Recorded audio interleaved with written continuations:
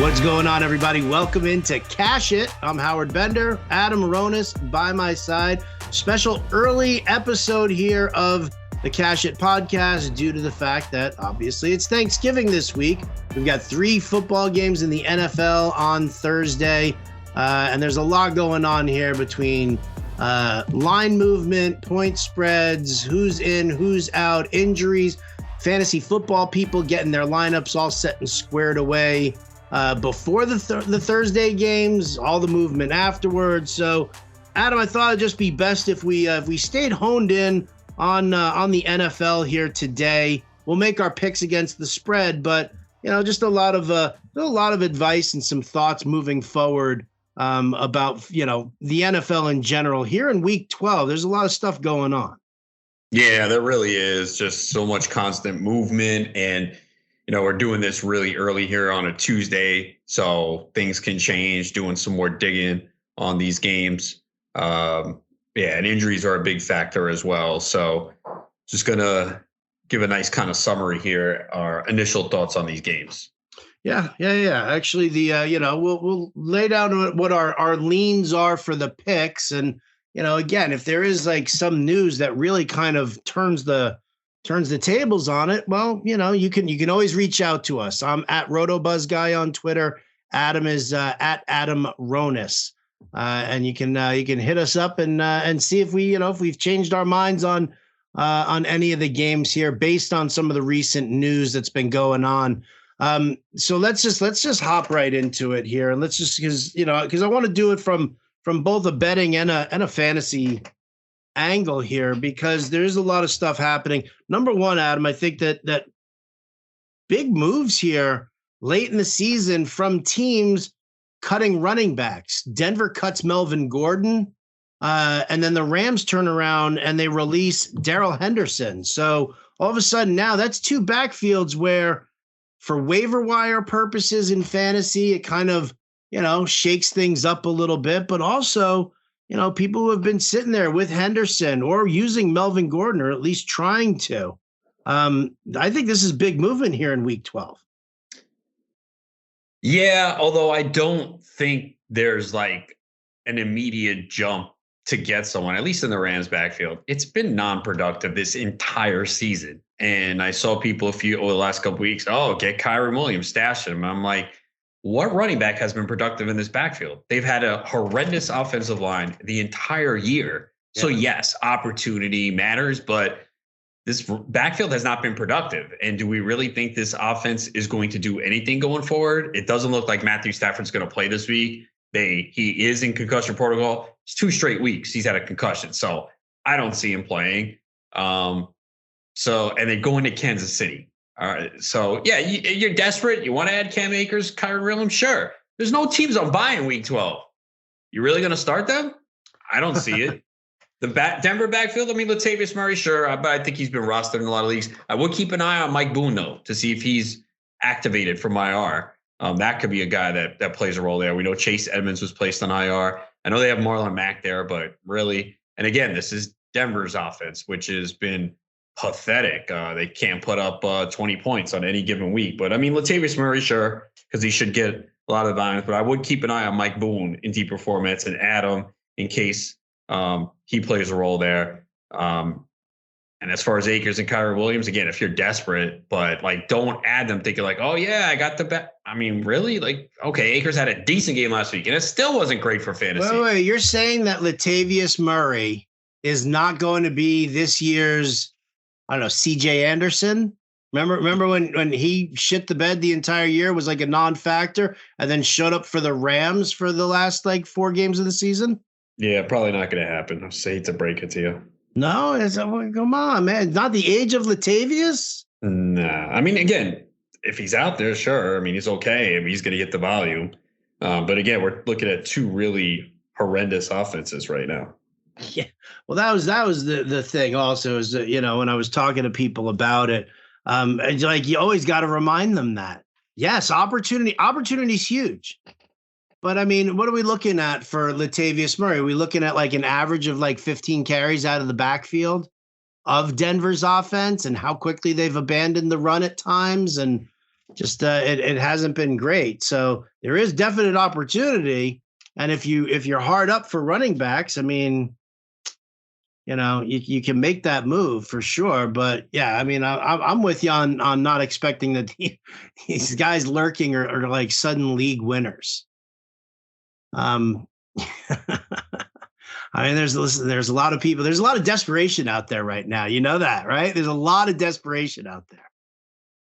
Yeah, I mean, look, I had to start Henderson in 2 leagues this week. It was bad. I have, ETN on bye and some depletion in the backfield, and Henderson started. I'm like, okay, and then he was done, and then I was like, what happened? Why would you start Henderson? Then we hear, oh, he's dealing with like a knee issue or something. Whatever, man. I mean, his contract I think's up at the end of the year, so they probably said, yeah, you're not going to play, so we'll let you go. Maybe someone else will pick you up. Other injuries that you guys have to sit and monitor. I mean, Justin Fields with the dislocated shoulder, Adam. That obviously is. I mean, it's a straight up. It's a concern. But it was kind of funny because I was talking. I was talking to Jim Bowden about this on the Fantasy Alarm Show, and I said to him, I was like, yeah, because he said you gotta figure out Plan B, and I was like, yeah, but like Justin Fields was Plan B for a lot of people. And, he's been going through this phenomenal stretch of games where people have been legitimate in asking, do I start Tua or Justin Fields? Do I start? I'm trying to think of like just another decent quarterback who, Geno Smith or Justin Fields. Do I start Justin Herbert or Justin Fields for that matter? Like I've heard all of that over the past couple of weeks, but like that's the thing. I don't know how many people. I'm sure there are a ton of people who traded for Justin Fields because you were sitting there stuck with like a shitty QB situation. But I mean, I think I still feel like he was. If you've got to replace him, chances are there's probably somebody sitting on your roster that you can at least get away with. Maybe. Again, it depends too. Some people will only have one quarterback on the roster if it's a shallow league. And once you saw Fields play that way, you're probably like, yeah, I'm rolling with him the rest of the way. He does have a bye week coming up, though. I think they have a bye in week 14. So maybe you looked ahead and said, oh, the bye's coming up. Let me have another quarterback. So I guess it depends because he really has evolved into a QB1 where you're pretty much starting him every week. And yeah, I mean, he could be day to day, or he could miss the season. Okay, thanks. He could be out for the rest of the year. Cool, thanks. I appreciate that.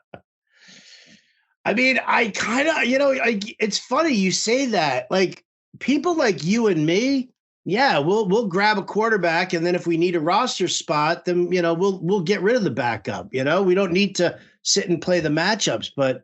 Dude, I'll tell you, man, I'm willing to bet that more than 75% of the listeners that we're talking to have 2 quarterbacks on their roster. It seems like every single person who comes looking for advice is always like, in some sort of a weird quarterback snafu when it comes to having Fields. Oh yeah. I mean, I go through this every year. We're in the same FSGA. That's a 14-team league. And I see all these teams drafting backup quarterbacks when we have 6 bench spots. And I say, okay, I know half of you are going to cut that guy in week 1 or 2 because you'll have the bye weeks, you have injuries. It's hard to hold 2 quarterbacks in a league with 6 bench spots. So, and it happens every year. These guys start getting cut. So yeah, if I play in many leagues with 20 roster spots, I'll have a backup quarterback. Because I have the ability in the roster space to do it. Now, if I have Mahomes, Allen, I probably won't. Maybe as I get closer to the bye week, maybe I'll look at someone, but you're starting Mahomes every week. If he gets hurt, I mean, chances are your season is probably over. Or, maybe there is someone to pick up. But so it really depends on the situation. But if I had Fields, I'd probably be like, I'm good to go the rest of the way with Fields. I mean, I know there's a couple tough games coming up if he stays healthy. I don't think it matters. The guy's just running at a ridiculous level that I would just continue to play him. Yeah.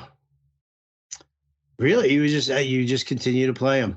Yeah, definitely. I mean, I think he had who who are the two tough matchups coming up? I play them. I mean, the guys. The Jets are next, and I mean, listen, to me, that's not a cakewalk matchup. The Jets do have a decent pass defense, but yeah, they've got like a Buffalo game coming up. But the Jets, I looked this up. So the Jets haven't faced many mobile quarterbacks this year. They faced Josh Allen at 88 rushing yards. Why can't Fields do that?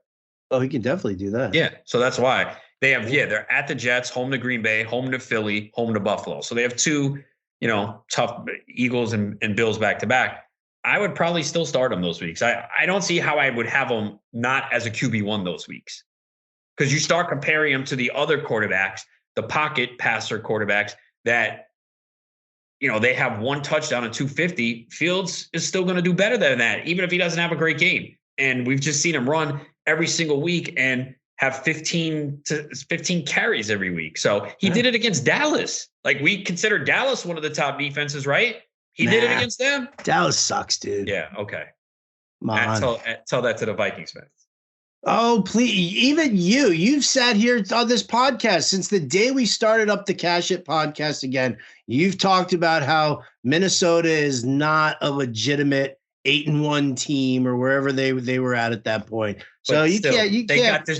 They got destroyed 40-3. Come on. They did. Do you know how I equated it? I thought it was pretty funny when I was doing this, but I don't necessarily know if Jim got the imagery here. You ever watch like one of those nature shows, those National Geographic shows, and they show like the ocean ones, and they'll show like an orca with like a seal, and the orca is like, he grabs the seal and he's like throwing it up in the air, and he's basically like playing with his food. He's like, he's beating the crap out of this seal, and he's like knocking it up in the air, and he's tossing it with his tail, and he's doing like, have you ever seen those?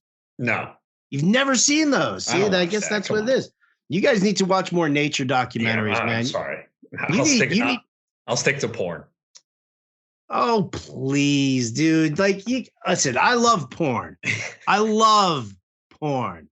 Okay. I always have, but come on. You can't tell me you want to sit there and watch a little Nat Geo Wild and watch some sort of nature documentary. It's soothing. It's relaxing. Oh, by the way, since you put me onto the show, do you know that Yellowstone is back? Of course I do. What are you, okay. Idiot? I don't know. How do I not know? We haven't spoken. I didn't realize it till the day before. I don't know how. I didn't see anything. And then all of a sudden I'm like, I saw something that said Yellowstone Sunday. I'm like, oh, shoot. Awesome. So, yeah. But the week before that premiere, the season premiere, the week before, I went back and I watched the first 4 seasons again. Oh, damn. You finished that quickly? Well, I mean, I watched them straight through. Like anytime the wife wasn't around, Yellowstone was on. She would go to bed. I'd be up working. Yellowstone was on. I went through and I watched the first 4 seasons again. So that way, boom, I could just lock right in. Because I think the day that Yellowstone premiered, the season premiere was 2 hours. Yeah, I 2 did. episodes. What's that? Yeah, 2 episodes. Yeah. I had the Sunday morning show, which starts at 4 a.m. my time. So I'm up at 2. And then I needed to fill in, I guess, because I think the 49ers were playing on Sunday Night Football, and Hallam wanted to be off for the show, the Sunday night show. So I did that 9 to midnight show on top of that. And, so for me, it was like 2 a.m. to 9 p.m. was all work and football and everything like that. And then I immediately went into the house and I said to my wife, I said, I need food and I need Yellowstone and I need those right now. Yeah, I did the same thing. Once that Sunday night game ended, I went to watch Yellowstone as well. So, but yeah, with Fields too, let's not forget, he also did it against the Patriots. So to me, the defense doesn't matter. And we'll see what happens, but I wasn't concerned about the Eagles-Bills matchup. Maybe the floor is lower, but he's done it. He did it against the Patriots and the Cowboys on the road. So I'm not deterred by any defense right now when it comes to Justin Fields. So how worried are you about his shoulder then and the condition? I think you have to be worried. I mean, again, we really haven't gotten any updates. I guess maybe we'll know more Wednesday as people are listening. But yeah, I mean, you have to be worried. I mean, this potentially could be a season ender. And so, yeah, if you have Fields, and you've been counting on him, you got to seek a backup plan immediately if you don't have one on your roster. Yeah, absolutely. Absolutely. Keep watching injuries for Kyler Murray with his hammy. As Adam said, Stafford back in concussion protocol. Again, you'll probably have John Wolford there. Mixon in concussion protocol. That bums me out. I could have sworn that I had Samaje Perine on my bench in the GST league this whole time. And I went through the transactions. I never owned him. I feel like somewhere he was on my team and then he just disappeared. And he ended up on Salfino's team, and I don't really understand why. I didn't even check. Is he available in mine? I haven't gone through waivers in that league yet. I usually do that last since it's the last one that runs. Oh, man. Have you seen my GST team? Have you seen it? You have Mahomes and Kelsey. That's why. Yeah, I do. It's amazing, man. Yeah, that's the stack this year. I don't have either guy anywhere, so that's why I'm miserable right now. Dude, did you see? All right, so because I love this stuff. Like this is the stuff. This is the shit that fantasy football is all about for me, right?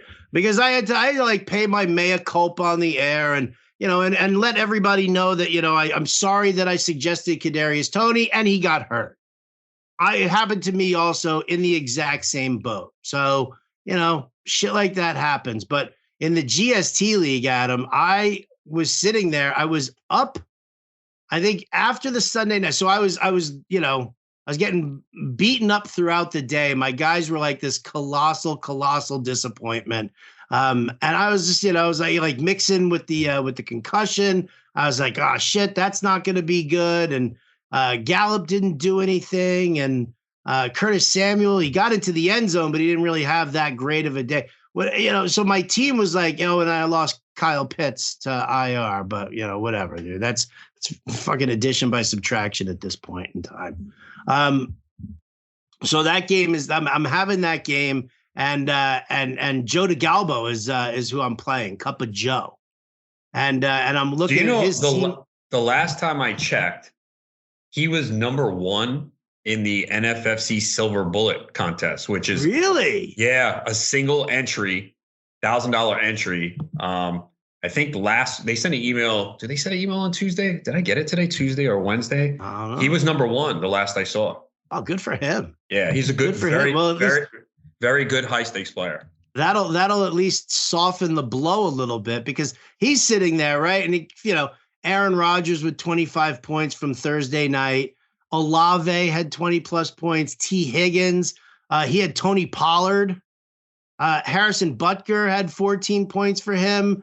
So he had a couple of stinkers in there. I was up by 14 or less than, I was like up by like 13 points going into last night's game because Kelsey and Mahomes were they were monsters, right? 75 points between the two of them was just, phenomenal.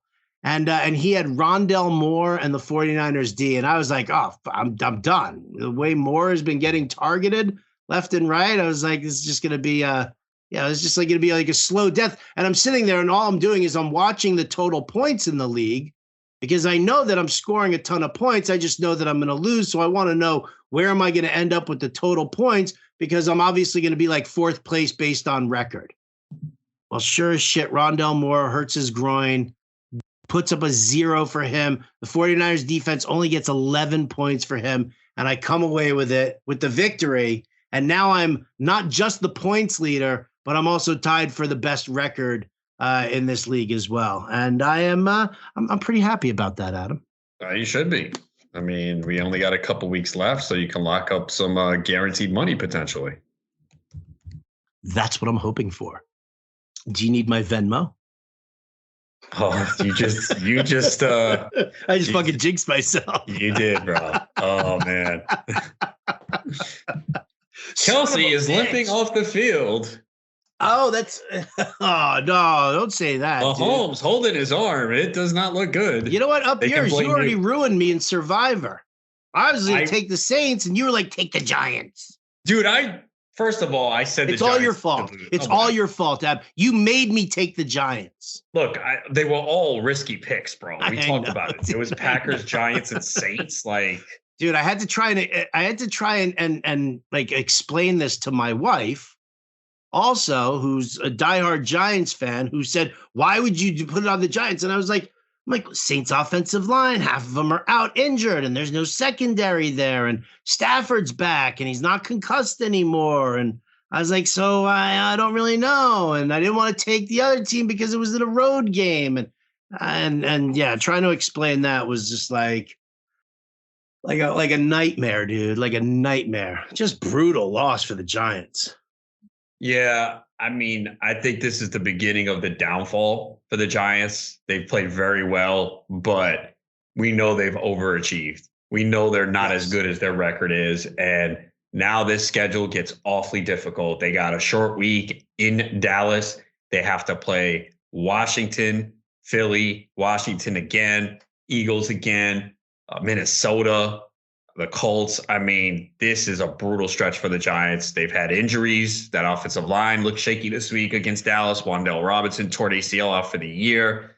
So to me, this looks like the beginning of a slide for the Giants. I feel like it's definitely the beginning of a slide for the Giants. Is it enough of a slide to not to lay 9.5 points with Dallas at home? It's hard for me to back the Giants here. I know it is, but wait, I don't want your answer yet. I want to put that out in the universe. I just want to tease that a little bit here, Adam. Just a little taste, a little baby tease of what's to be. I want to throw down the rest of that injury news here just to make sure that everybody's set and squared away. Jamar Chase sounds like he's going to be back to practice this week. I love that. Mike Williams' injury re-injured the ankle.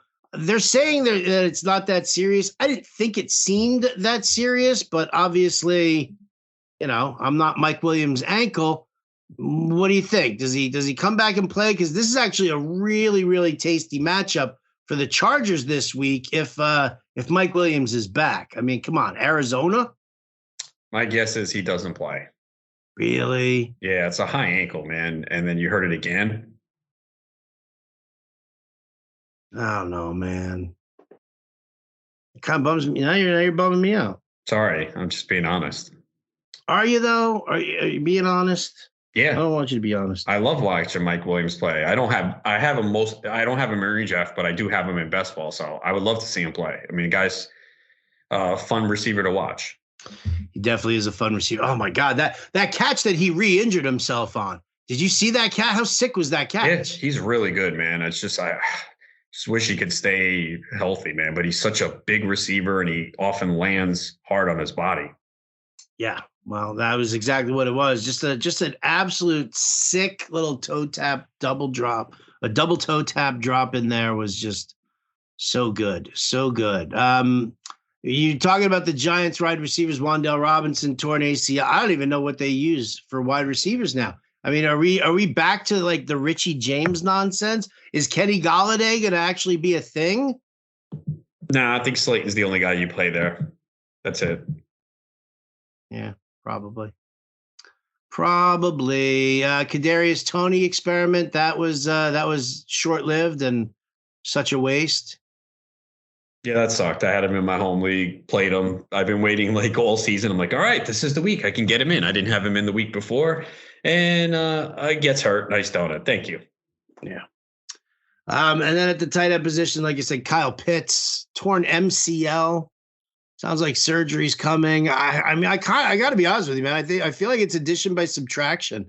Just for the sake you don't have to worry about thinking, should I start him? Will he go off? Now it's just like, okay, good. Don't have to worry about it. Some dude called into the show today and he was like, I lost Kyle Pitts. I was like, good for you, buddy. He was like, I need to pick up a tight end. And he's like, Dawson Knox, Juwan Johnson. I was like, yeah, any one of those guys will do. I mean, I'm not going to say that they're any better or worse than Kyle Pitts. They're all, it's a shitty position. You got to do with it. So I was like, listen, here's what you do. I was like, you go to fantasyalarm.com. You go to the NFL menus. You go to tools and reports, and you look at points allowed by position. And then just sort by tight end, who gives up the most points, and then just go to your waiver wire. And just, there it is. The first name that you see available, like from a team that gives up the most points against the tight end, just use them. I don't even give a shit what the situation is. I don't even care if this dude gets 3 targets a game because they never throw to the tight end. It's no better and no worse than dealing with Kyle Pitts. And of course, what one of the names that he gives me is Dawson Knox. I'm like, dude, why don't you just grab Dawson Knox? Detroit gives up the second most fantasy points per game to the tight end position. Sometimes he gets targets. Sometimes he doesn't get targets. I think it's a pretty good chance here on Thanksgiving that he sees some targets against a defense like the Detroit Lions. Does that to me that's why do you have to ask that question? It to me it just seems so easy, doesn't it? Yeah. I mean, look, the tight end position we know is a disaster now. Ertz gone, Goddard gone, Pitt's gone. So you're just looking for, that there's a potential that whoever you pick up could give you 0, could give you 2. You know that. But you just look at the matchups and hope that someone can come through for you. I mean, Logan Thomas, I think, is another name too that played more snaps this past week, looked better. So, but yeah, tight end is, if you don't have, if you have Kelsey, you're just so far ahead of everyone, man. Dude, having Travis Kelce and Patrick Mahomes together is, it's so yummy. It's so, you never feel like you're out of a game at all. You never, as bad as my day was, I was like, ooh, let's just see what Kelce and Mahomes do. Always keeps me in on it, man. Always keeps me in on it. And then you throw a little Josh Jacobs in there too. I need another wide receiver though, Adam. That's my big problem. My wide receivers are dog shit. Yeah, dog shit. Mahomes and Kelce overcome that. They definitely do. The problem is my receivers are like Robert Woods, Jarvis Landry, Curtis Samuel, Michael Gallup. There's nobody that does anything with any kind of excitement. There's no gusto. Oh, I have Christian Kirk. That's right. Oh, how easily I forget the guy who's on a bye week this week. Yep, comes back. Oh, hello, Christian. Welcome to the Baltimore Ravens secondary. Could you please do me a favor and carve them up like a Thanksgiving turkey? What are you doing for Thanksgiving? You doing anything? Yeah, I'm going to go to my friend's house. Oh, yeah? You're going to watch the games over there? Yes. Does he do a big thanks? Wait. Was this the same friend that you were at last year for Thanksgiving where there was a room that everybody was watching the games in and everyone was talking? Was that not you last year? Was it somebody else I was talking to? Yeah, probably someone else. When you go to your friends to watch for Thanksgiving, is there a big spread? Is there a whole thing? You get to actually watch the games? Oh, I'm watching the games. I already talked to him. I said, I'm going to be watching the games in the basement, right? He's like, yeah, I know. I was like, okay, as long as we're cool with that. In the basement, in the rumpus room downstairs. No, it's a nice basement, and then he's got a bar area too. It's a little bar with a bunch of liquor and everything. It actually would be a pretty cool place to have a fantasy football draft.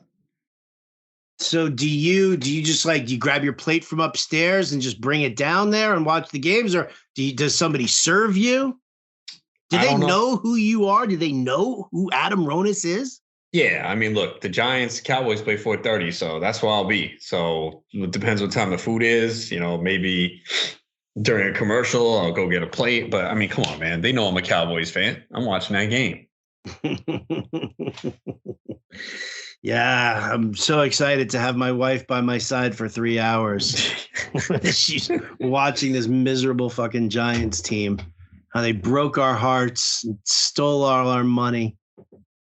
That's why I got to win GST, man. Make up for all that. Make up for that $100K that I missed out on because the Giants suck. Survivor. Brutal. All right. Any more fantasy talk? Any other things that you want to make note of here, Adam? Any other injuries that I might have missed out on, or do you want to go pick the games? We can pick the games. All right. Well, there you go, folks. We're going to pick the games. Start off with the Thanksgiving slate. 9:30 in the morning for me, noon for you, Adam. Well, noon 30. Buffalo Bills hosting the Detroit. Oh, no, sorry. The Bills are now the road team in Detroit. So it's the Detroit Lions hosting the Buffalo Bills. They are a home dog by 10 points, Adam. 10 points. Yeah, since it's 10, I'll probably take the Lions. They played better football lately. The Bills have a tendency to blow teams out, but they've been a little shaky lately, and I think you do have to worry about Josh Allen's arm a little bit. I know they were able to beat the Browns last week, but it was a backdoor cover. They have not won a game by more than 10 since they beat the Steelers 38-3 back in week 5. So their last victories have been by 8, 10, and 4. So I'm going to take the Lions getting the points. Take the Lions getting the points. I mean, listen, you know me, man. I hate laying double digits. It's just and I like. I mean, that burned me last night on the Niners game. But yeah, I'm with you on the points. I feel like on the national stage in Detroit on Thanksgiving, and listen, that over under, man, 54. That we're gonna see some freaking points in this one. Yeah, I mean, I don't see how the Lions stop the Bills. So the Bills could put up 30 here. So it's a matter of, can Detroit put up, 24, 25? That is my concern a little bit. But I'll take it's it could be a backdoor cover. Similar last week, right? Cleveland, they were losing and Bills were covering, and then backdoor cover or push, depending on the number you got. Yeah. Oh, that 8.5 was delicious when I had that. Fucking 7.5 that I had to write up for picks wise was like, ugh. I loved it. I loved it at 8.5. I hated it at 7.5. All right. New York Football Giants going down to Big D, 9.5 points here. Again, as bad as the Giants, like that's the thing. Like the Giants, as bad as they looked, and as great as Dallas did look against Minnesota, short week. Whole Dallas defensive line has the flu right now. I think Dallas wins this game easily, but I think the Giants can at least put up enough points to cover the spread. So I'm going to take the points here also. Yeah, I'm going to take Dallas here. I just think the Giants are in a really bad spot. A lot of injuries. The offensive line's a problem. They got to travel on the short week. At least Dallas is home.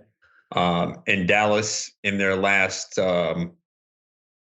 5 wins, have covered this number. They won by 37, 20, 18, 12, and 15. So I don't see how the Giants put up points here. Barkley had 22 rushing yards against Detroit. And if Barkley doesn't do anything, this offense goes nowhere. Well, and see, that's the thing. Like, and I didn't really understand. I mean, did Detroit sell out that much in order to stop Saquon Barkley, or did the Giants not put the ball in Barkley's hands in the right situations and just run him up the gut at these guys, like everybody else seemed to do throughout the entire year? Yeah, I mean, you got to figure teams have been keying in on Barkley all year because he's the guy that's going to beat you, and that's what the Giants do. So, I mean, part of it was the defense couldn't stop them. And I also think they might have, when they realized it was kind of lopsided, knowing there was a short week, kind of curtailed the workload for Barkley. I mean, Breida got that touchdown. I was like, what are you doing, man? Because I have Barkley in a lot of fantasy teams. I built two lineups for DFS. One was a Justin Fields, Saquon Barkley starting point, and the other one was a Daniel Jones, David Montgomery starting point. Who'd have thought that my Fields Barkley lineup would have shit the bed as badly as it did? Yeah. So, I mean, look, I get it. Divisional game. I don't see how you back the Giants here. I don't see how they move the football. I don't see a clear path for it either. I'm just kind of nervous, and again, divisional game. We'll see. I get the whole thing. I mean, it was a divisional game, 49ers Cardinals. Yes, it was. Yes, it was. The night game, New England Patriots visiting the Minnesota Vikings. Vikings are favored by 2.5. Vikings coming off of that horrific loss to Dallas. The Patriots coming off of that fierce battle against the Jets. What a terrible loss that was, man. I can't believe that fucking happened, man. Yeah, me neither. Fucking ridiculous. Yeah, thanks. No, I mean, it's fucking crazy, man. The total in that game in the third, fourth quarter was 12. The live line was 12. I don't think I've ever seen that. Oh, I love that. I love that. Where are you going with this one here? Do the Patriots squeeze out another victory? Do the Minnesota Vikings redeem themselves? It's down at 2.5, isn't it? So I think money's coming in on the Patriots, but I just think the Patriots suck. I really do, man. Their offense is abysmal. I know it's Belichick and everything, but this team is just not good. I mean, 2 of their wins are against the Jets, and we know he owns the Jets. So I'm going to go with Minnesota. I like it. I like the Vikings in a rebound here as well. And I agree with you. I mean, listen, Belichick has to scheme now to stop Justin Jefferson and Dalvin Cook. That's tall order, man. That's definitely a tall order, because if you do that, okay, fine. Thielen, Osborne, Hawkinson. Patriots don't do a good job against the tight end. Hawkinson could be a nice little pickup for this week. I'm going to take a look at his props closer to the game, see what I can do for that there. So I like the Vikings here at -2.5 as well. All right, let's move over to Sunday's games. Here we go. Big ass point spread here. 13.5 point Miami Dolphins over the Houston Texans. I mean, again, I hate laying points, and Miami's defense not that great at times. They've definitely struggled, but I mean, it's Davis Mills to a couple of hodgepodge receivers, or it's Dameon Pierce, and Dameon Pierce got shut down last week. I hate doing it, but I just think that Miami just rolls over these guys. As much as I love Lovie Smith, I just don't necessarily know if they can do it. Yeah, I'm with you on this one. I know it's a big line, and we've seen Miami's defense give up some leads, keep the game close, but the Texans might be the beginning of just packing it in. And it was pathetic this past week. I give Washington credit. That was a really good win for them. They were coming off an emotional Monday night win over Philly, and you always worry about the letdown. And I thought, I know they got the early pick 6, but that they dominated. I mean, Pierce, what was it, 10 carries, 8 yards, or 8? Yeah, I think it was 10 carries, 8 yards. Mm-hmm. They did nothing in that game. People talk about the Jets offense and how pathetic they were. The Texans were just as bad. Miami's coming off a bye. The only concern, I can't say this is a factor. Is there a look ahead to the following week against Oh my San God, Fran? I was just thinking that. Yeah, because McDaniel going against Watson. Yeah, what? Watson's back in Houston next week. Is that not what you're talking about? No, I'm saying Miami's look ahead to the following week against the 49ers. Oh, And old team for McDaniel. Oh, that's so funny, because I was like, is Houston just, are they thinking about this nightmare, this like debacle of having Deshaun Watson start his first game for the Cleveland Browns against the Houston Texans? I didn't even think about the whole Mike McDaniel against San Francisco. Shit. Yeah, because so they're home to the Texans, and then they have 3 straight road games at San Fran, at the Chargers, at the Bills. So they have to win this game this week. So for sure, and they will. Yeah, dude, I think they smoke. I think they cover. Yeah, me too. Ravens, Jaguars in Jacksonville, coming off the bye. It's a 4-point. They're a 4-point dog here to the Ravens. Ravens defense looks really, really good. Yeah, I mentioned it last week. If they were available somehow in fantasy, I was picking them up. And I spent, I think, $68 in one league. They're going to fit. Their schedule is very favorable. They, added Roquan Smith, got some guys healthy. So yeah, their defense is. I know it was Carolina, but man, this fucking offense, bro. Holy shit! I mean, what the fuck? I have Lamar Jackson in 2 leagues. It's been a disappointing year, man. It's like 1 touchdown every week, no yards. I understand they don't have a lot on offense. It's Mark Andrews and Demarcus Robinson had a 100-yard game, so. Yeah, I mean, you could pick them up off waivers if you're desperate, but don't expect that again. But this offense is a major problem. Like, and we've seen it every year with the Ravens. They're going to have a great regular season, but I don't think they're going to be able to do anything in the playoffs. It's going to be the same story. And the difference this year compared to recent years, they can't run the football. I know the Dobbins is hurt. We'll see. Gus Edwards could be back. Maybe that helps. I mean, Kenya Drake, Justice Hill, they can't run the football, and they have no one outside of Mark Andrews in the passing game that's like a playmaker. So with that said, I think I'm going to take the Ravens here. I would have obviously liked it better at 3, but I think this defense will do enough. You're going with Jacksonville, aren't you? What are you talking about? I didn't say nothing. I don't know. I'm guessing. No, I'm not. I don't really know if I'm going with Jacksonville here. I mean, I like the Jags. I really do.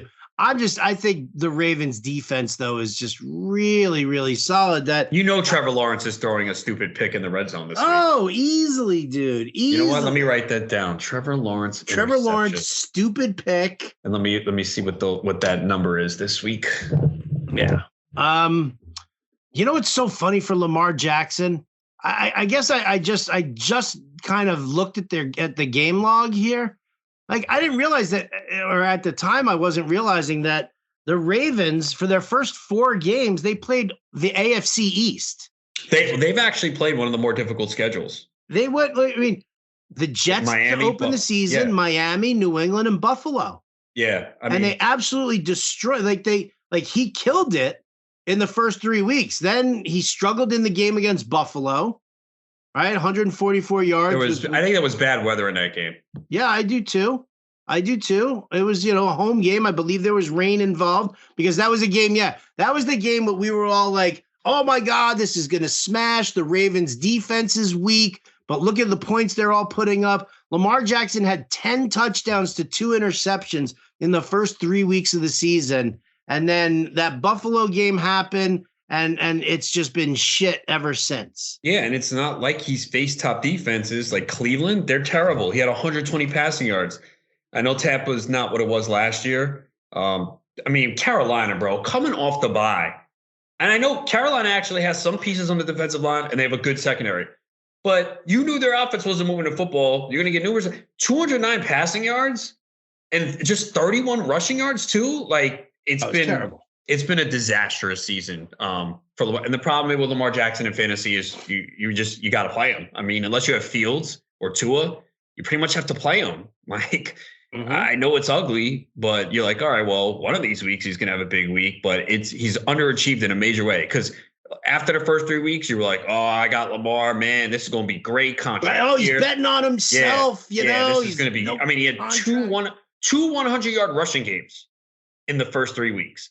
And ever since then, it's just been bad. But, I think Rashad Bateman was a big loss. You could say, well, he wasn't putting up numbers, but he was a deep threat, at least, that the defense had to worry about. Yep. And it's not like they had good weapons to begin with. And, yeah, there's a team that's got to put some weapons around Lamar. And no running game. I mean, I've been saying it all year. I'm like, they cannot run the football. I mean, week 1, I know the Jets are good against the run, but you could see it. They have not been able to run the football all year long. So you can't run the football. You have one weapon in Mark Andrews. Like, what are they supposed to do offensively? I hope you're saying that in like a rhetorical sense that you don't. Yeah, really man. I think they're going to finish strong. They're going to get a good seed. I just don't see how this team does anything in the playoffs. I just don't.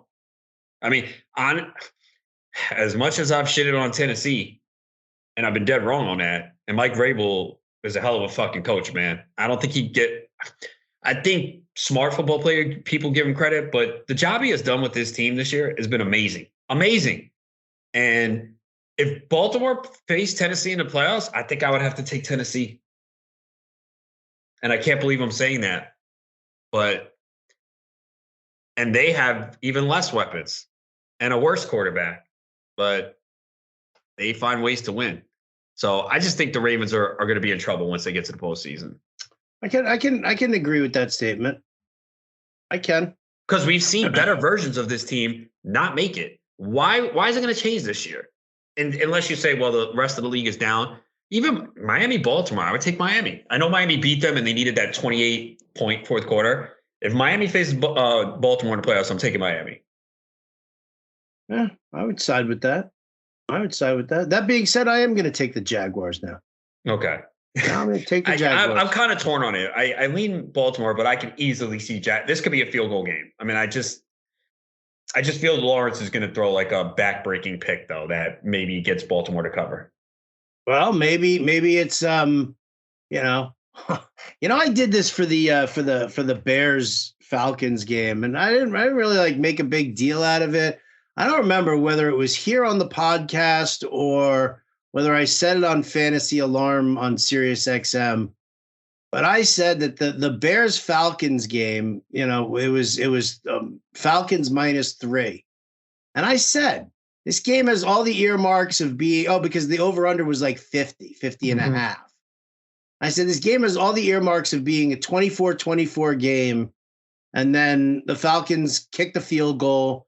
So it turns into a push and the over hits and it screws everybody out of the whole thing. Like that's what I actually said that. And I can't remember if I said, does it sound familiar to you? No. And I said it on Fantasy Alarm and I'll have to dig up that audio because I mean, that's really, I said that about that game and I feel very strongly about that. And now look, now you're talking the Ravens Jaguars game. So here you go. If it's like it's 20-20 and Justin Tucker kicks that field goal and it's 23-20 Ravens and the Jags get the ball back with like a minute 10, minute 15. And that's when the back-breaking pick happens. Just as long as it doesn't go for a pick six. It's going to the house. Because if it goes to the house, then it grabs the Ravens the point spread, but then it also pushes it over, which is at 43.5. I'm going to take the Jags, and I'm going to take the under in this game. And there you go. So now you can have the Ravens and the over, and you can screw me over on that with your backbreaking, with your Patrick Queen backbreaking pick tipped up in the air by Roman Quinn. I'm just manifesting it all for you here. Falcons, Commanders, 4-point spread. Commanders, favorite at home. Who do you like? I like the Commanders here. They're playing really good football. Defense has played well. Could get Chase Young back. Atlanta, I just don't think they're that good. I don't know how this team has 5 wins. The division sucks. That's part of it. This is a team that lost to 10 to the Panthers 2 weeks ago. They got the fortunate with, the Bears just have been losing games as much as they've performed well offensively, losing a lot of games. So again, could be wrong on this, could be a field goal game, but I just think Washington's playing really well. They're going to be able to run the football on Atlanta. Atlanta's passing offense has done nothing. Nothing. And they lost Kyle Pitts now. Yeah, so I'm going to take Washington here, man. Damn, this team has a shot to make the playoffs, man. Yes, they do. I concur. Bears are a 4.5. How are the Bears a 4.5 point under? Oh, because of Justin Fields. Yeah, exactly. We don't know if Fields is going to play. Mm-hmm. All right. And we don't know who the quarterback is for the Jets either. But I don't think it's Zach Wilson, bro. If Salah came out and said that means he's not the quarterback. Don't you agree? To me, it was a slap to like a kid. Like when you have to when your teenager mouths off stupidly. Because Zach Williams' comments were fucking ridiculous. Did you let the defense down? No, I didn't. Come on, man. Be fucking honest. You did, bro. The defense fucking went out there, played their fucking asses off. If you had a competent quarterback, the throws that Zach Wilson were making were absolutely pathetic. They're not an NFL quarterback. It was fucking embarrassing. It was a horrendous performance. Fucking tell the truth, bro. You let the fucking defense down. Don't act like whatever. It's comments, whatever. But and then you could see there are people in that locker room that are upset. Even the offensive players, they were like liking posts from reporters. Yeah. It's just a problem, man. So, yeah, I can't. Look, if Fields doesn't play, I'm taking the Jets because the Bears offense is going to do nothing. They will not be able to move the football with Trevor Siemian at quarterback. And remember, too, the offense is built around Fields. Now you're taking a completely different quarterback to come in and play. And you're going to feed Montgomery the ball 20 times. The Jets ain't going to let him do shit. So if Fields is out, you got to take the Jets. If Fields is out, you take the Jets. I'm with you. Regardless. All right, Cincinnati against Tennessee. Here we go, man. Yeah, this is tough. Tough. So all right, my lean here is I'm taking the Titans in the 1.5 because just the way they run the ball and Vrabel gets so much out of his players. It's amazing. Unbelievable. It is. It really is unbelievable. We sit here, we criticize bad coaching in the NFL a lot because there are a lot of bad ones, but I can't give Vrabel enough praise. He's never had a losing season. This is not the most talented roster. And for him to sit there, it's 7-3. Yes, it's a bad division. I don't care. They're 7-3. Dude, we were smashing the under on the 9-win total. But I think we had this discussion. My two concerns were Vrabel is a hell of a coach. He's never had a losing season, and the division was weak. Yep. So, and both those things have come to fruition. I mean, because look, and we can do this with every team. And this year, more than ever, with the parity, it's not like they have impressive wins. They beat the Raiders by 2, the Colts by 7, the Commanders by 4, the Colts by 9, Texans by 7, Broncos by 7, Packers by 10. Doesn't matter. They're winning the games. They lost to the Chiefs by 3 in overtime. I don't know how the fuck they stayed into overtime. If you look at the stats in that game, you'll be like, how did the game get here? They got trounced by the Bills in week 2, understandable. And they lost to the Giants by 1, where the Giants went for 2. But it's all Vrabel. He gets his team to play every week. They're smart. They're prepared. They look ready to play. They don't beat themselves.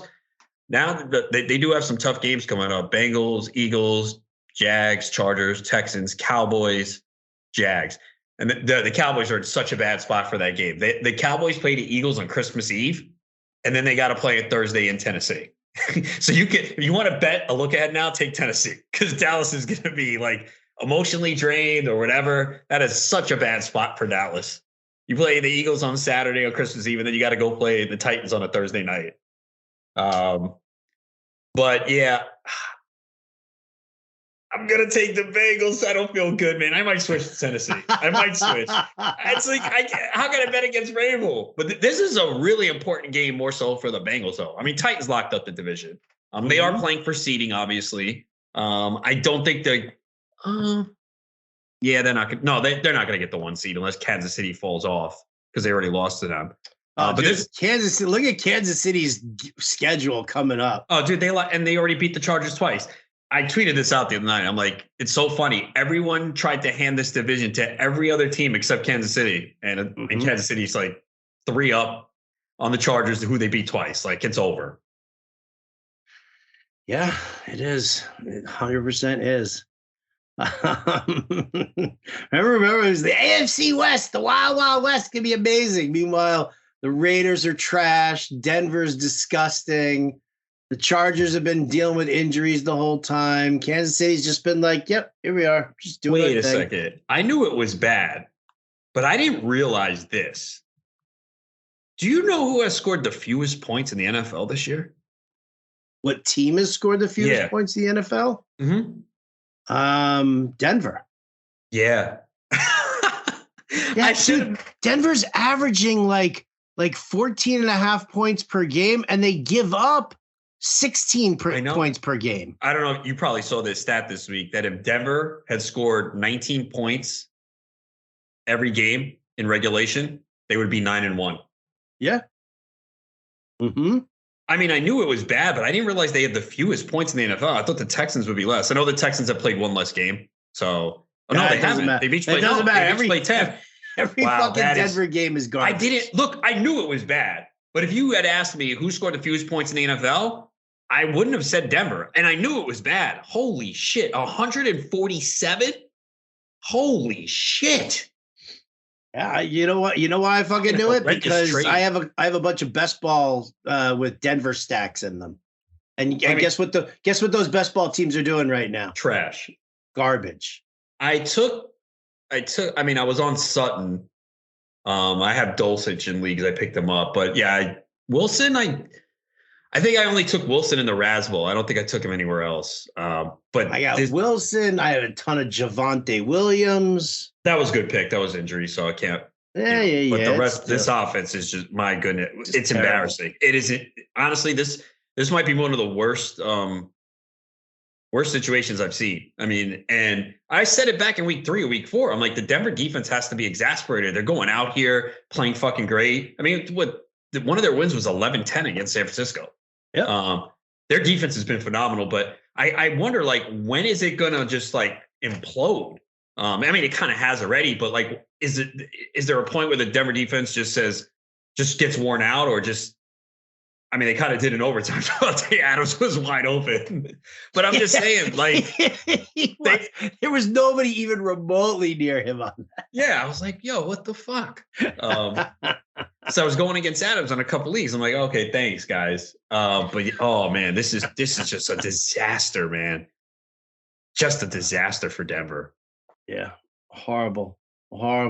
Let's go. Let's just might as well go to their game right now. Then, dude, they're on the road in Carolina, and they're a 2.5 point favorite. How can you take them as a favorite right now? I know Carolina's bad and Sam Darnold is starting, but can we really take Denver as a favorite over anyone? I can't. I can't either. The game total's 35. Hammer the under.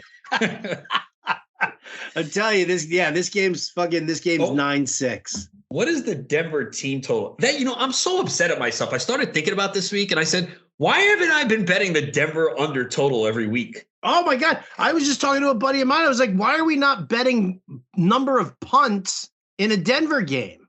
Yeah, man. We dropped it, man. I mean, there's so many things to look at in a game, but this week I was like, wait a second. Why have I not hammered the Denver team total under every week? I mean, I don't even know what it's been. So, I mean, I'm sure the books have caught up by now, but I don't even know what it's been. Oh, it's probably between like 14 and 17 all year long. It can't be 14. I mean, okay, the team total's 35. What is the implied total for Denver? They're favored. My guess is what? It's got to be 18. No, it's got to be what, 19? Let me see if I can look it up. It's probably 18.5, 19 for Denver, and 15.5, 16 if the total's 35. Somewhere in that range. Denver team total points 17.5. See, yeah, I would take the under. But it is Carolina's the under. It's Carolina. It's Carolina's defense, but still, minus 115 on the under. It could get a pick 6 though. On Darnold. I mean, okay, okay, let's look at their totals. 16, 10, 21, 9, 16, 9, and 23 was their last big one against. Oh my goodness, man. And look, they went against a bad Raiders defense, went under. Good Titans defense, good Jets defense. The bad Jacksonville defense were average and they went over. That's the risk is Carolina. But the next few weeks, bro, they get the Ravens and the Chiefs. I mean, the Ravens, the team total might drop to 16 or 15. I still might take the under. It's in Baltimore. But yeah, they're just pathetic.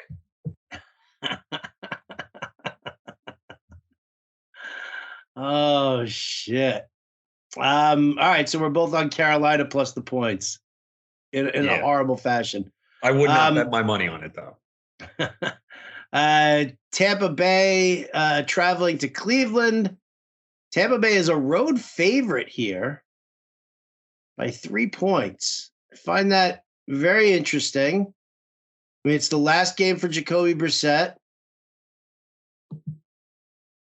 Cleveland center just went on injured reserve, and I think that was kind of an interesting thing. It was a very underrated, underreported injury from that game against the Bills. He went down, I think, pretty early. Yeah, they couldn't run the football at all.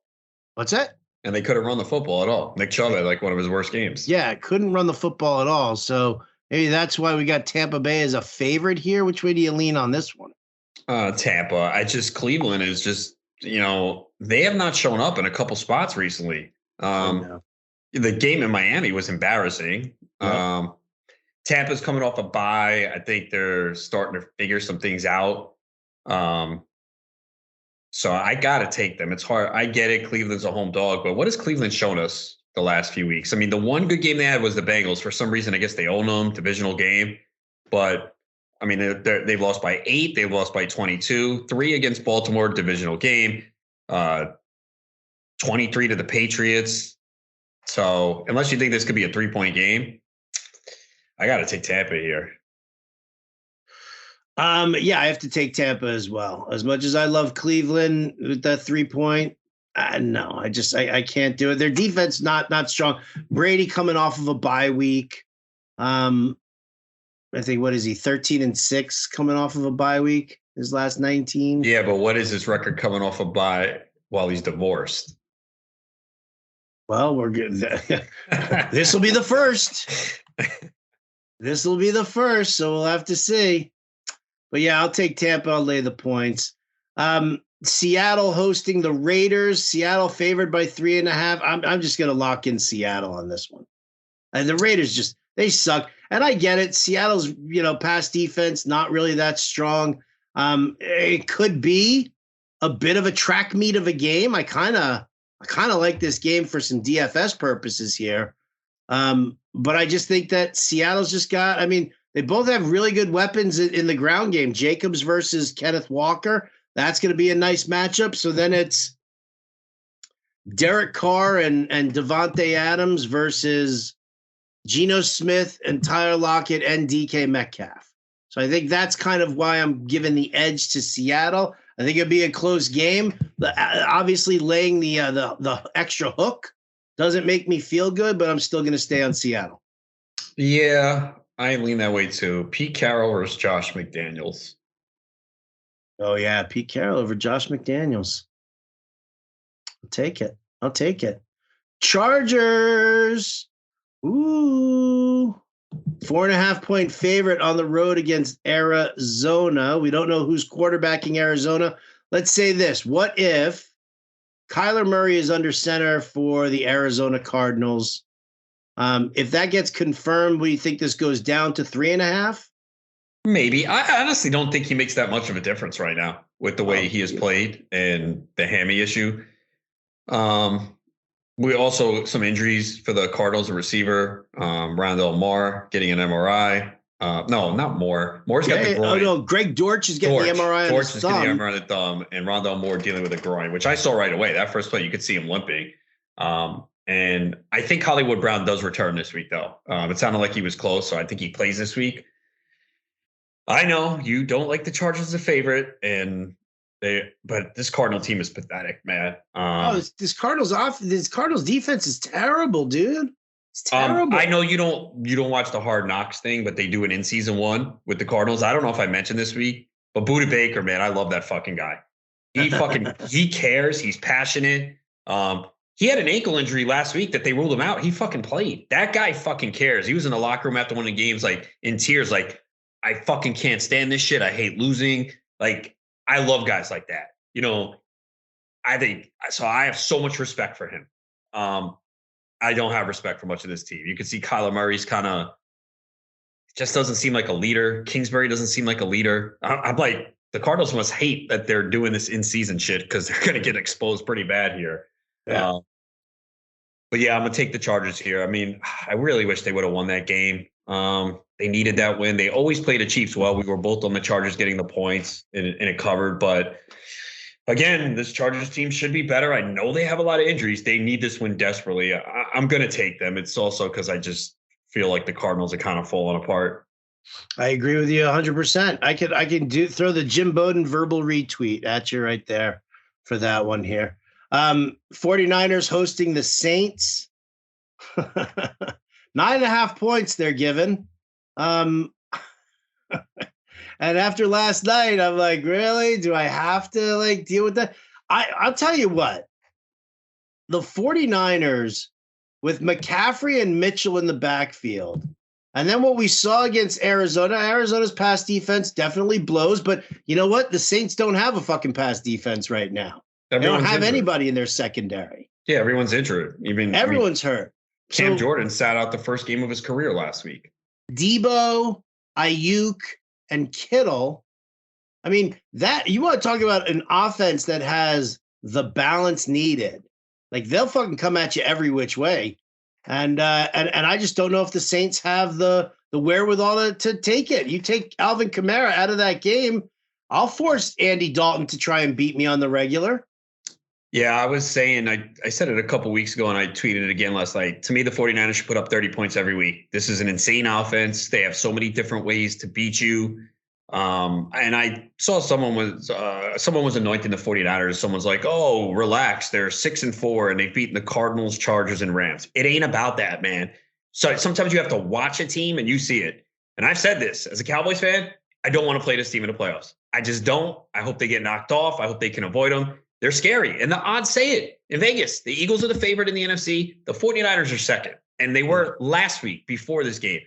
You know, they've had injuries. They've started slow. We've seen this from them before. But they have all the ingredients you need to be a force in January. So, yeah, I'm going to take them too. They just look like a machine right now. And again, I know they have not really – you look at their wins. Okay, they beat Seattle week 2. All right, by 20, and we know Seattle's good. They beat the Rams, Panthers, Rams again, Chargers, Cardinals. So they have not had a significant victory yet. I will say that. But this is just seeing like the addition of McCaffrey, what they can do healthy, getting some players on defense back.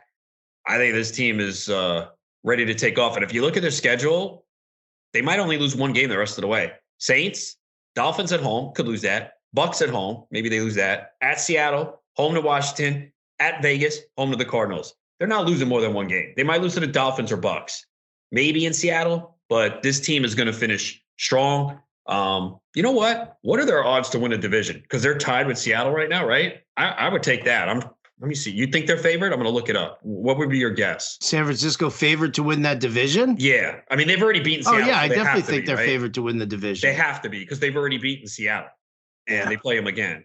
I'll look. Let me scroll through, find some tier. Team I got future. It right here. Wait, where? I just passed it. Division winner. How come that's not up on DraftKings? I see every division except that one. That is, right? Same thing. You don't see it, right? Yeah. Look at that. What? They fucking heard us talking and they took it down? They were like, fuck, Bender and Ronis are on this shit. We got to I mean, what would you think? See, you think San Fran's like a minus 150 right now to win that division? I would say so. Yeah, that's probably about right. Minus 150, minus 200. Then you got the I'd say the Seahawks are probably like a plus 250, plus 300. Damn, well, I guess, I mean, you got to look at it that San Fran, people are on them now, and they already have them second in the conference to win. So it's got to be higher. And as I said, San Fran already beat Seattle. They play them again in Seattle. I mentioned the San Fran schedule. Yeah, damn, I should have looked at that a couple weeks ago. See, this is what happens. This is why we have to go back to doing the podcast on the daily. Man, these right? Because we don't miss this shit when we're doing this daily. I guess. I mean, plus there's so many things to look at in the betting market too, and plus I'm doing NBA. So, but yeah, I mean, Buffalo's minus 210 to win the division. Yeah. Still, Eagles minus 360. Would you put money on Dallas to win at plus 300? Remember, they get Philly at home on Christmas Eve, and they lost to Philly, but they didn't have Dak in that game. And the Cowboys have 3 straight home games right now. Here's the Cowboys schedule.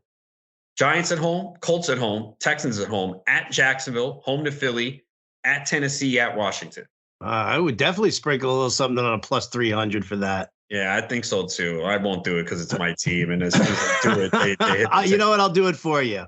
I'll do it. I mean, here's Philly's schedule: at home to Green Bay, home to Tennessee, at the Giants, at the Bears, at Dallas, home to the Saints, home to the Giants. That's the problem, man. Philly's. I mean, then again, they're vulnerable. They almost lost to the Colts, but yeah, I think at that plus number, if you believe in Dallas, they can potentially win. That's not a bad. That's a solid number to bet if you believe in the Cowboys, because These other division winners, there's no value here at all. I mean, Kansas City's minus 10,000. I mean, oh shit! All right, let me get back to. I gotta go find the fucking games now. Where? I gotta click. I think we were at we just did Rams Chiefs. Well, yeah, we were at Rams Chiefs right now. So here you go. All right. Chiefs 14.5-point favorite over the Rams. Sounds like Stafford will be out. They just cut Darrell Henderson. Their defense has been shit the entire time. But you know what, man? Kansas City at Arrowhead. I've gone through these numbers over and over again. I think it was was it the Jacksonville game that I was talking about it? Like what the under is like a major favorite in the in Kansas City home games in the Andy Reid era. And when Kansas City's favored by I think like 7.5 points or more, then the under is like even crazier how much it hits. So I look at this game here and it's Kansas City favored by 14.5 with an over-under of 44. I'm taking the Rams. I'm taking the points. I'm taking the under. Yeah, I'll take the points too. It sucks to do because you think Kansas City blow them out, but we've seen them. They don't cover these big numbers. And look, Kansas City could win 27-13. They don't cover. Yeah. And you're under hit. So yeah, it's scary to do, but it's such a huge number, and I'll take the Rams. Rams for me as well. Packers, Eagles, Sunday night football. In Philadelphia, they are a 7-point favorite. Now, I said last week against the Colts, I was taking the Eagles and laying the 7, and I looked like a fucking moron there because the Eagles just, I don't know what the hell they were doing. So I'll let you go first on this one. Green Bay's terrible.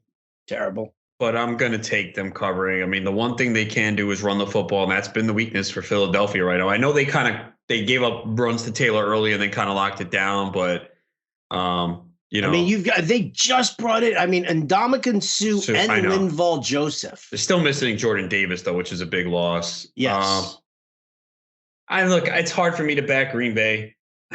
I think they suck. That's why I'm so fucking disgusted Dallas lost to them, man. It's just, how did they fucking lose that game up 14, man? If there's any game that could cost them the division if they lose, it's that one. Well, I think I'm going to take Green Bay. I might change my mind on this, though, because as I'm sitting here, I'm like, really? I'm taking Green Bay? Yeah, I want to lean Eagles here, but I might change my mind, too. So we can leave that. Monday Night Football. It's a barn burner, my friend, in Indianapolis as the Steelers take on the Colts in just a shit game. But Jeff Saturday. These two primetime games aren't appealing. Sunday night and Monday. Saturday's got his boys playing decent ball. Sort of, kind of. They're inspired. Does it all just run out here and Pittsburgh actually sneaks away with the win? Pittsburgh's actually, the Pickett to Pickens. Been working. Najee Harris kind of woke up.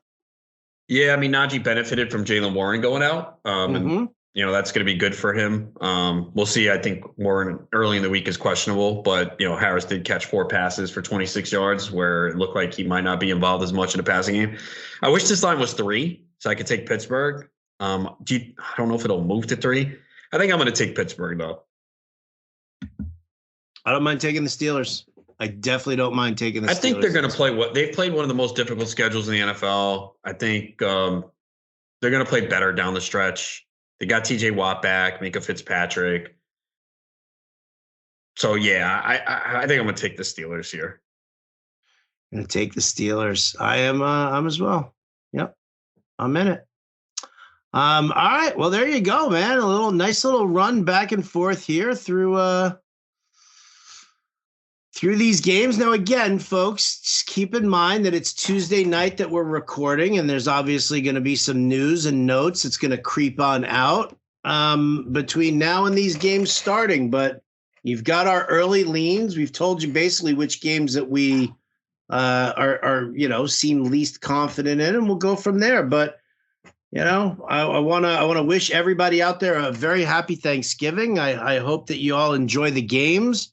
Adam might be going to a friend's house, but I will be the loser sitting at home watching the games, and I'll be in the Fantasy Alarm Discord in the all new family room where we just sit there and we just comment on the games and on our DFS lineups. We don't ask start sits and we don't ask waiver questions. It's not that kind of it's like, just us chilling with you, and I'll be in there. So come hang out for Thanksgiving. All right. Adam, you any parting shots here for Thanksgiving week to everybody? No, I hope everyone has a happy Thanksgiving, enjoys the day, watches football, spends some time with family, eats good food, and hopefully the Cowboys make it a stress-free Thanksgiving for me. Do you have a dog? No, man, that's actually outside the hallway that you could hear that. Oh, okay. I was going to say, I was like, dude, did you get a dog and not tell me? I think it happened the other day when I was doing my show too. Someone's like, wait, you got a dog? I'm like, no, man, that's outside. I think the woman who lives across from me has a dog and it's in the hallway barking. All right. Well, I'll probably get blamed for that. Yeah. He's got a dog. All right. Well, beautiful. Adam, I hope you have a wonderful Thanksgiving. Everybody out there, I hope you do as well. Thank you so much for liking and subscribing. For Adam Ronis, I'm Howard Bender. This has been Cash It.